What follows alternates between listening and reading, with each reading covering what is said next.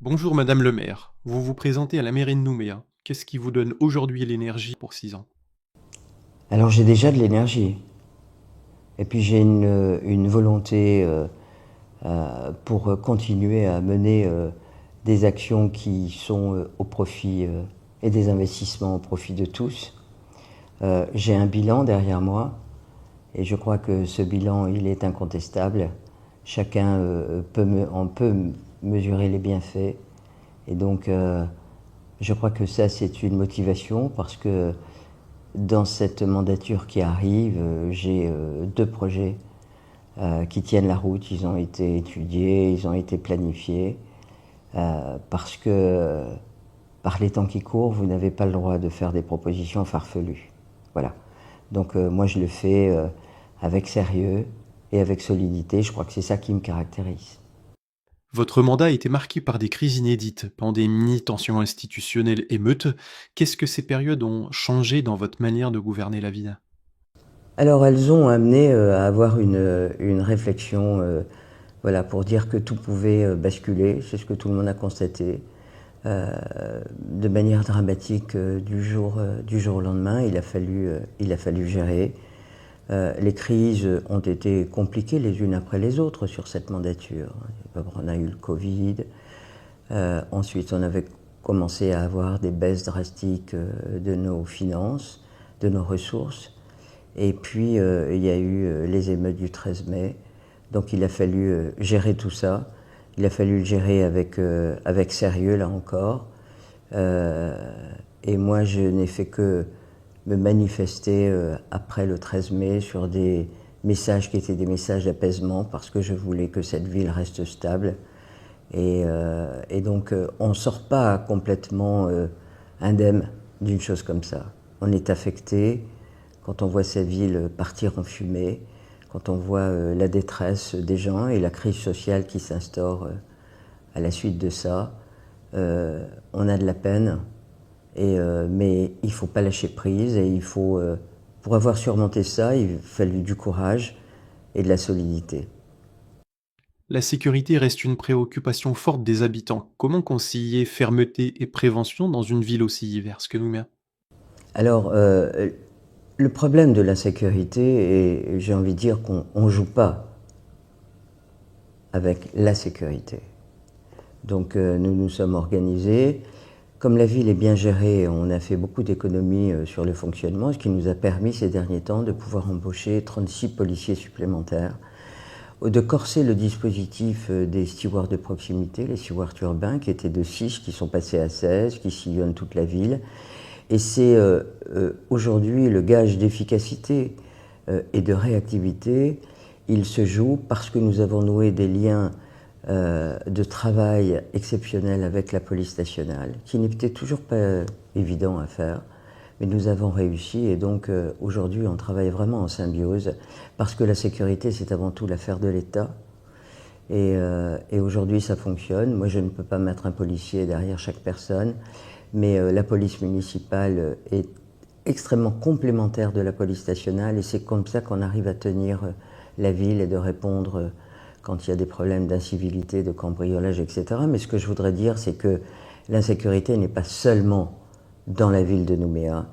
Ça a gangréné l'ensemble du territoire, ça va du nord au sud. On voit particulièrement ce qui se passe sur la côte est, sur la côte ouest. Et donc, c'est un problème qui est entier sur l'ensemble de la Nouvelle-Calédonie et pas seulement sur Nouméa. Mais il faut le gérer parce que les administrés ont droit à la sécurité. Le centre-ville a été fragilisé ces dernières années. Comment redonner confiance aux commerçants et aux investisseurs? Alors c'est une tâche compliquée. Alors il y a de la détresse partout. On a en particulier les entreprises calédoniennes qui sont dans la peine parce que le travail n'est pas au rendez-vous. Tant que nous ne retrouverons pas une stabilité institutionnelle qui permettra à tout le monde de croire en l'avenir et de dire qu'on va recommencer, on va retrouver une stabilité économique, on va pouvoir réinvestir et fournir du travail aux entreprises qui elles-mêmes fourniront de l'emploi, cette stabilité, on l'attend depuis un certain temps maintenant, il faut qu'elle s'exerce parce que si on ne le faisait pas, on amènerait les gens à encore plus de paupérisation Et moi, je ne le souhaite pas pour les administrés, de quelque bord qu'ils soient d'ailleurs et de quelque ethnie ils viennent.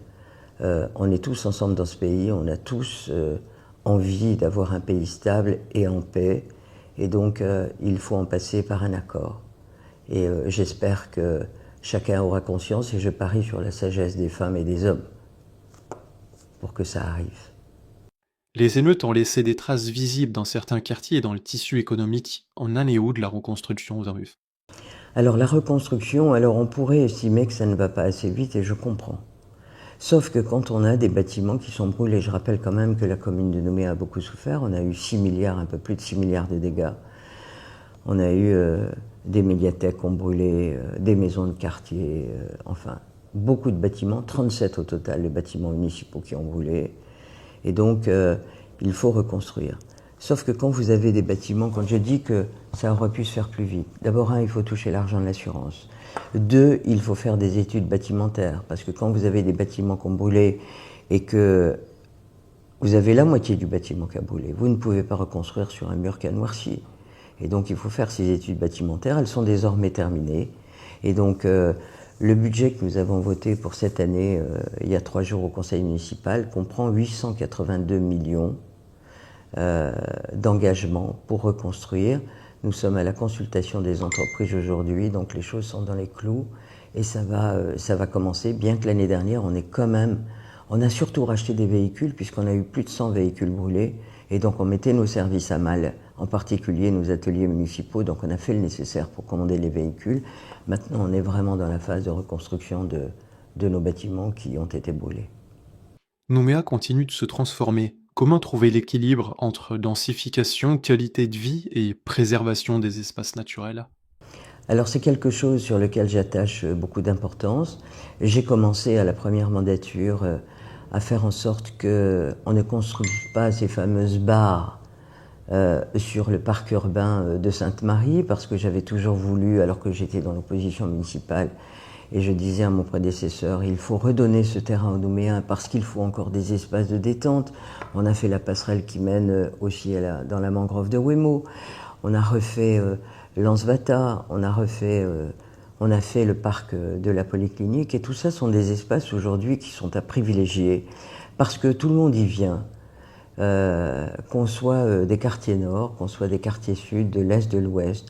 Et c'est là que aujourd'hui on voit cette diversité culturelle et où tout le monde converge vers ces spots qui sont des spots de détente, de bien-être, de rencontres aussi, et qui participent à ce destin commun on ne doit plus se permettre d'écrire ça sur un papier. Il faut le concrétiser. Et c'est aujourd'hui concrétisé, mais quand on aménage une ville et qu'on privilégie ces espaces de détente, il faut le faire aussi dans le Nord. Et c'est ce que je prévois si les gens me font encore confiance dans la prochaine mandature. On va aborder le dossier sensible des requins. La question des attaques de requins a profondément marqué la ville ces dernières années. Comment restaurer durablement la confiance des Nouméens dans l'accès aux lagons et aux activités nautiques? Alors quand on a eu les dernières attaques, en particulier au Château Royal, la décision a été prise de privilégier la baignade en faisant 2 barrières anti-requins, une au Château Royal et une à la baie des Citrons, qui offrent aujourd'hui, et celle de la baie des Citrons, je veux dire qu'elle représente 11 hectares. C'est sans doute la plus grande barrière au monde. Et donc il fallait privilégier ça parce que moi j'ai le souci permanent de faire en sorte que mes administrés puissent aller se baigner en toute sécurité. Malheureusement, en dehors de ces zones, on le dit toujours et on le rappelle sans cesse, que les gens y vont à leur risque et péril. Alors se pose le problème en particulier de nos jeunes qui aujourd'hui sont une passion qui est celle du windsurf, du foiler, du windsurfing. Et donc aujourd'hui, ces zones ne peuvent pas être barriérées, bien évidemment, et on le comprend. Donc ce qui vient de se passer remet à nouveau le problème de ces requins qui sont de plus en plus nombreux, de plus en plus gros, et qui sont de plus en plus près des côtes. Alors qu'est-ce qu'on peut faire pour ça? Ce sont des espèces qui sont protégées. On avait régulé la dernière fois, suite aux attaques.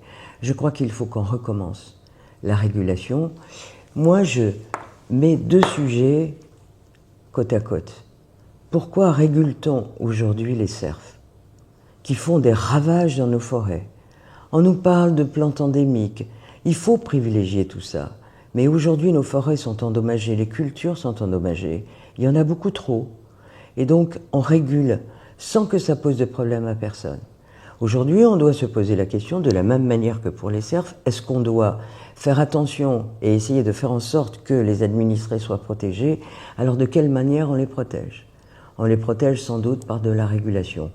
Mais tant qu'on n'aura pas pris avec courage une décision qui consiste à prendre ça en compte et de se dire que sans doute il faudra réguler, alors, et déprotéger plutôt pour réguler, le problème il restera entier. Et comme on est dans une île, on est au milieu d'eau, et que les sports nautiques sont tous les jours, et que la mer elle est aussi autour de nous, et que demain on empêcherait tout le monde d'aller se baigner, sauf dans les zones protégées, ou on empêcherait de faire du windsurf ou du foiler. Ça n'est pas possible. Donc c'est un vrai sujet. Et moi, je n'ai pas hésité à demander une régulation à la province. Elle s'est opérée et je crois que ça part d'une décision qui est logique et pleine de bon sens. Parce que moi, je ne peux pas accepter que mes administrés subissent des attaques mortelles comme on l'a vu récemment. C'est dramatique. On ne se rend pas compte du drame humain que ça représente. Je crois qu'il faut qu'on soit extrêmement conscient de ça. Voilà. Donc ça demande une réflexion, mais une réflexion intelligente, qu'on l'aborde avec beaucoup de sérieux et pas de fantaisie du tout. On va parler finances municipales et contexte institutionnel. Les communes dépendent en partie des équilibres financiers de territoire et des décisions prises au niveau national. Dans un contexte incertain, comment sécuriser les finances de Nouméa sans alourdir la charge des habitants? Alors aujourd'hui, il n'y a pas de charge particulière parce que les habitants paient des redevances dans les centimes qui reviennent à la commune, les centimes communaux, tout ça est organisé et voté par les élus du Congrès. Mais les communes sont extrêmement dépendantes de la Nouvelle-Calédonie, à la fois, et des ressources de la Nouvelle-Calédonie, des recettes fiscales en particulier. Et donc aujourd'hui, nous sommes très dépendants de la Nouvelle-Calédonie dans le sens où nous sommes alimentés, les communes, par le fonds intercommunal de péréquation, mais aussi par les centimes additionnels que la commune de Nouméa perçoit au travers de la Nouvelle-Calédonie. Depuis bien avant les émeutes déjà, on sentait que, c'est pas qu'on sentait, c'est qu'on percevait beaucoup moins d'argent. Donc il ne s'agit pas d'augmenter la pression fiscale, mais je crois que la Nouvelle-Calédonie aujourd'hui, puisqu'on est aussi dépendant de la Nouvelle-Calédonie, on est de plus en plus dépendant de la France, parce que la France est venue nous aider. Et donc on doit réfléchir, il y a des mesures qui doivent être prises sans alourdir dans ces périodes compliquées que nous vivons aujourd'hui, et bien de ne pas alourdir la pression fiscale, mais de prendre les mesures voilà, avec bon sens là aussi, de façon à ce que les communes puissent retrouver une marge de manœuvre, parce que ce sont les communes qui investissent, et ce sont les communes en majorité qui mettent de l'argent dans les entreprises calédoniennes pour faire les travaux que nous devons faire, parce qu'entretenir une ville, ça nécessite des travaux en permanence. Voilà. Donc il faut, pour tout ça, il faut sans doute retrouver là encore une stabilité institutionnelle de façon à ce que les entreprises eh bien, réinvestissent et croient en l'avenir, et nous devons tous croire en l'avenir, bien évidemment. Un avenir serein, un avenir de paix. Nouméa est une ville diverse, parfois traversée par des tensions entre les quartiers nord et les quartiers sud. Quel est selon vous le rôle d'un maire dans la préservation de l'unité et du respect entre les communautés? Alors je crois que la vocation de la Nouvelle-Calédonie dans sa diversité culturelle, qui est une richesse, il ne faut pas l'oublier. Et donc on se doit d'exercer et de rechercher par toutes les voies et les moyens possibles le fait que nous vivions tous ensemble, et que ce vivre ensemble, qui s'exerce sur certains spots dont je parlais tout à l'heure, eh bien s'exerce au quotidien. On ne peut pas vivre, moi je suis contre le communautarisme, parce que dans une île où il y a une telle diversité culturelle, ce mot n'a pas de sens. Et donc, il faut l'évacuer. Moi, je l'évacue. Est-ce qu'on est capable de vivre tous ensemble? Alors oui, du nord au sud, de l'est à l'ouest dans cette ville. Voilà, c'est ça qu'il faut rechercher. Et c'est ce qu'un maire doit exercer à faire, et c'est ce que je me suis exercé à faire depuis que je suis là, et que je ferai encore si on fait confiance. Pour conclure cet entretien, si vous deviez résumer votre projet pour les 6 prochaines années en 3 priorités claires, quelles seraient-elles? Alors, les priorités, c'est continuer à faire en sorte que cette ville, il y a 3 mots, que cette ville soit stable, qu'elle soit gérée avec sérieux et avec solidité. Et le travail continuera parce que ça va dans le bon sens. C'est ça que je retire de mon expérience municipale. Et on ne peut pas me faire de reproches là-dessus. Et donc, je continuerai avec ces 3 mots qui, à mon avis, sont le moteur de notre action future, mais qui étaient déjà le moteur de notre action passée. Merci Madame le maire.